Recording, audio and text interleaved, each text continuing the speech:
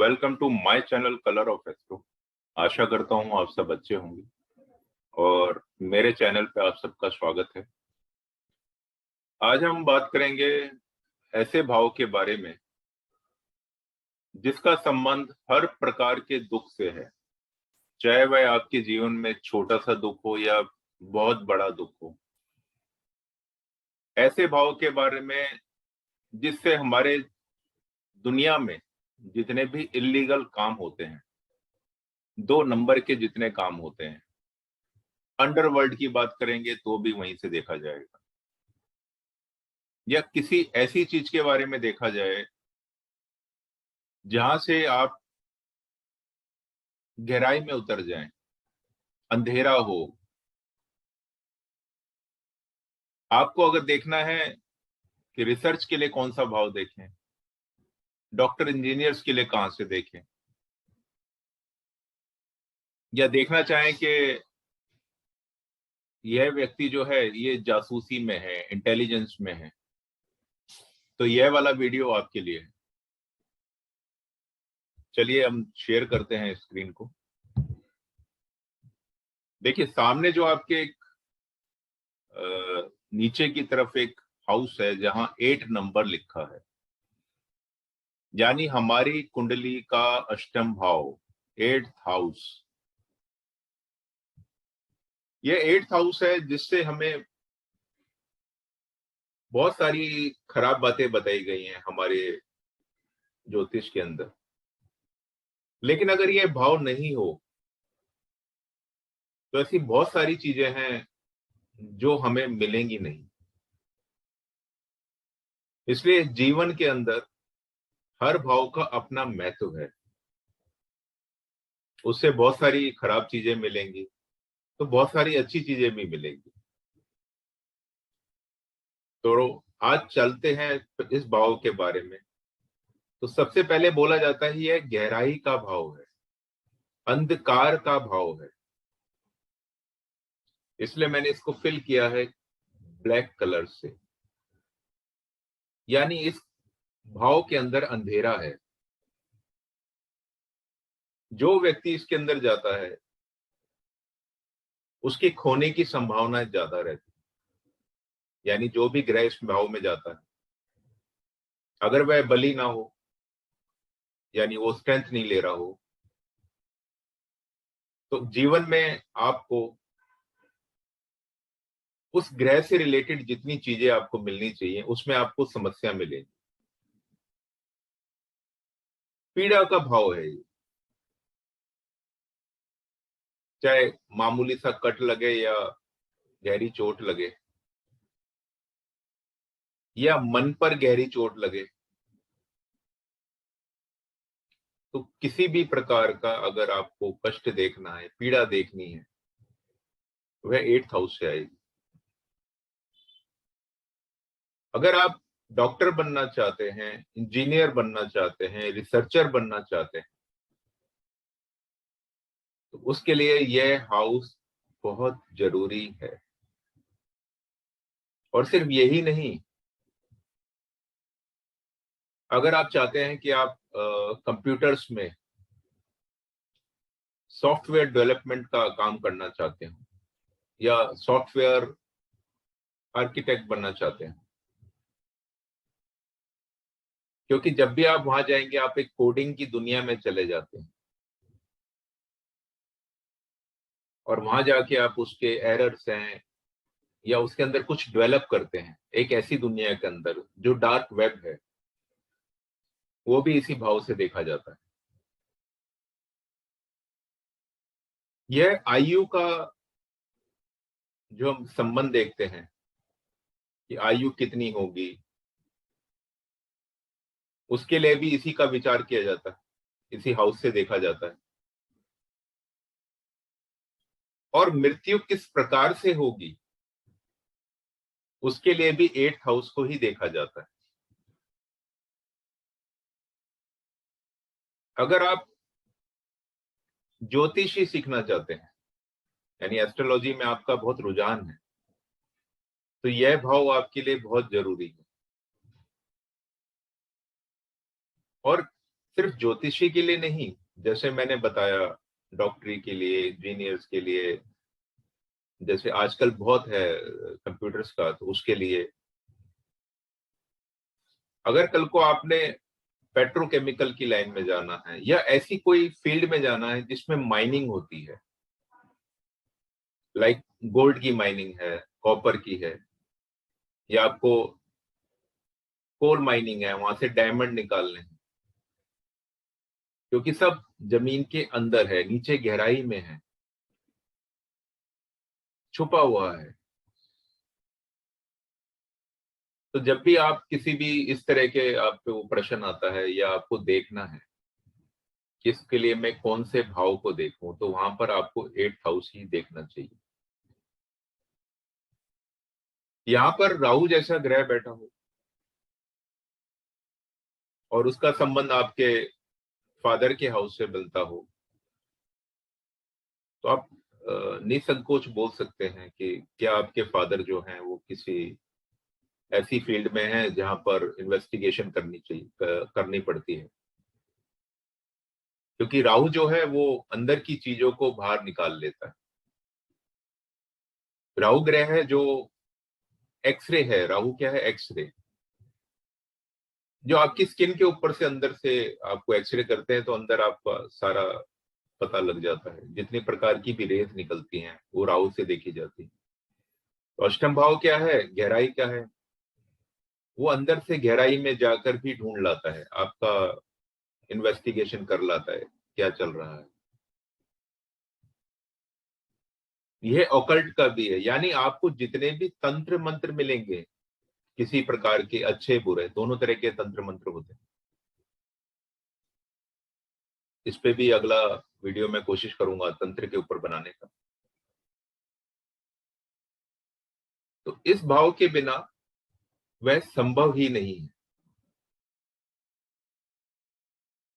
यह भाव जो है ये आपके स्पाउस का 2nd हाउस पड़ता है। तो यह आपके जो ससुराल पक्ष है उसका जो कुटुंब है, जैसे आपका कुटुंब होता है वो 2nd हाउस होता है, वैसे आपके सामने जो स्पाउस है आपका, उसके कुटुंब को भी दिखाता है। आपके स्पाउस के या आपके बिजनेस पार्टनर है, या आपके जब प्रश्न लगाएंगे आपके सामने कौन खड़ा है, वो कैसा है, कैसा बोलता है, वैसे 8th हाउस से देखा जाएगा। तो कुटुंब कैसे है, आपका स्पाउस या आपका पार्टनर, बिजनेस पार्टनर है या किसी भी प्रकार से आपसे पार्टनरशिप है, तो वह क्या खाना पसंद करता है, वो हम 8th हाउस से ही देखेंगे। 8th हाउस आप मान के चलिए जैसे एक कुआं होता है, तो हम कुएं का विचार भी हम 8th हाउस का यहीं से करते हैं। अब सूर्य जैसा ग्रह बैठा हो यहाँ पर, तो ये एक इंडिकेशन भी हो सकता है कि आपका प्रोफेशन, या आपको गवर्नमेंट से आय होगी, क्योंकि ये 10th से 11th होता है और 11th हाउस हमारी इनकम का होता है। तो सरकार से इनकम का मतलब 10th से 8th हाउस का जब हम कनेक्शन देखेंगे, तो ये कहीं ना कहीं आपको सरकार से इनकम, तो सरकार से इनकम कई प्रकार से हो सकती है, जिसमें एक जॉब भी होती है, या आप सरकार से जुड़ के कुछ काम कर रहे हैं, कुछ कॉन्ट्रैक्ट लिए हैं आपने गवर्नमेंट से। मंगल होगा तो कई केसेस में यहाँ पर चोट लगने का भय ज्यादा हो जाता है, क्योंकि ये वो त्रिकोण बनता है जहां पर 4, 8, 12 यानी 3 हाउसेस का संबंध जब बन जाता है, जैसे यहाँ से 4th हाउस से लेंगे, यहाँ से आप देखेंगे तो त्रिकोण के अंदर ये 3 भाव बनते हैं। तो इस प्रकार आप देख सकते हैं कि ये त्रिकोण बनता है। तो चतुर्थ भाव हमारे वाहन का भी होता है। हमारी भूमि का भी होता है। तो अगर मंगल जैसा ग्रह संबंध बना रहा है तो कहीं ना कहीं एक्सीडेंट का खतरा ज्यादा हो जाता है 8th हाउस में मंगल की वजह से। शुक्र जैसा ग्रह हो और वो भी मंगल के साथ हो तो और ये संभावनाएं बढ़ जाती। ये लेडीज में थोड़ा सा ब्लीडिंग को ज्यादा दिखाता है अगर मंगल यहां पर हो। ये सारी चीजें हम इस तरह से देखेंगे। और आपकी कोई ऐसी इन्वेस्टमेंट जो एक लॉन्ग टर्म के लिए हो, जैसे कि LIC हो गया। LIC की आपने कुछ पॉलिसी ले रखी है, अब ये दुख का भाव है और ये एक ऐसी इनकम को भी इंडिकेट करता है जिसमें आपके एफर्ट्स नहीं लगे। लाइक LIC है तो किसी का कुछ नुकसान होके आपको कुछ मिलेगा। ये इनहेरिटेंस का भी, यानी आपकी पुश्तैनी जो आपको सामान मिलता है या भूमि मिलती है, जिस प्रकार की भी इनहेरिटेंस की चीजें हैं वो 8th हाउस से देखी जाती है। तो जब आपका कोई लॉस होता है तब आपको इनहेरिटेंस में कुछ चीजें मिलती हैं, यानी कुछ खोने के बाद जब मिलेगा वो यहां से है।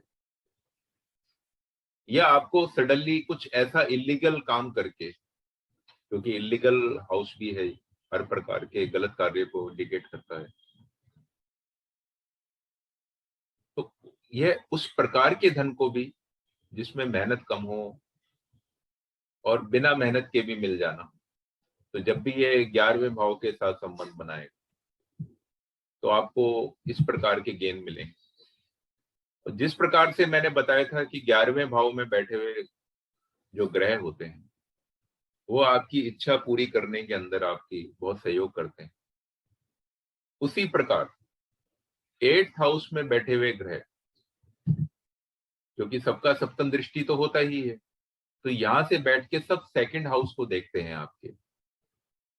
तो जब भी उस ऐसे ग्रह की दशा आती हैं तो आपको धन मिलने की संभावनाएं बहुत ज्यादा बढ़ जाती।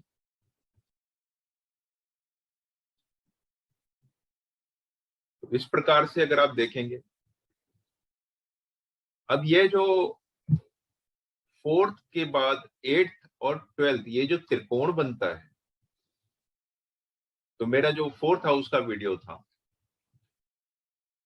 वहां पर एक बात बोला था मैंने कि अगर आपको मोक्ष चाहिए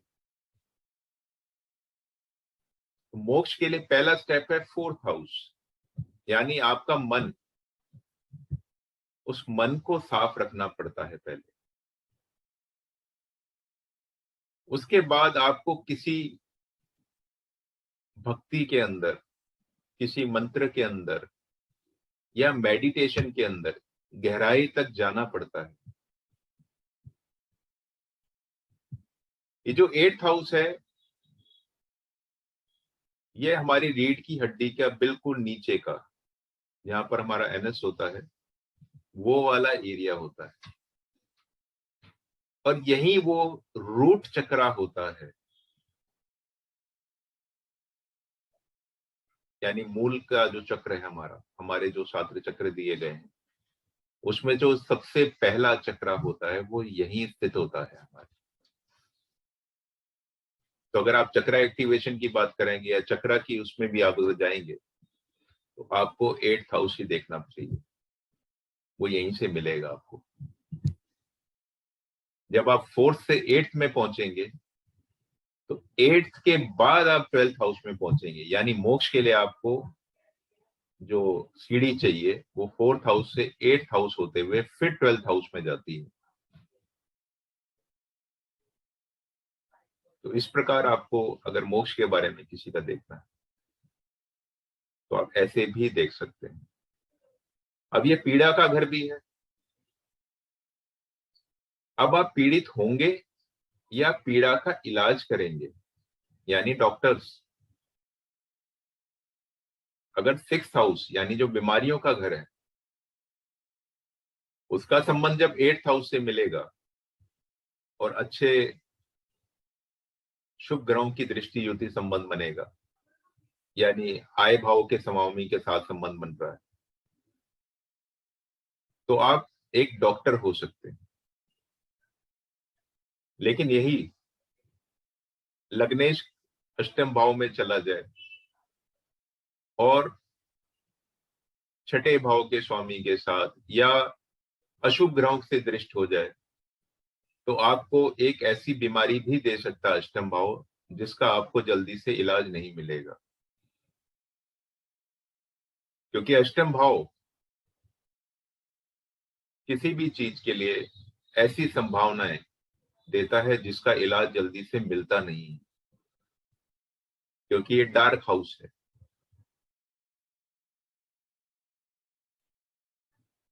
और बहुत सारी चीजें।